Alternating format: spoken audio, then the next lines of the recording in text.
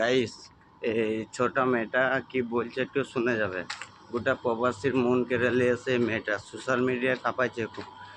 তা বোন, তোমাকে বলছি, তোমাকে অনেক অনেক ভালোবাসা। আমাদের প্রবাসীরাকে নিয়ে এরকম একটা কথা বলার জন্য অনেক অনেক ধন্যবাদ। তো অনেক ভালো থাকো, এগিয়ে যাও। তো গাইস, ভিডিওটা একটু দেখো।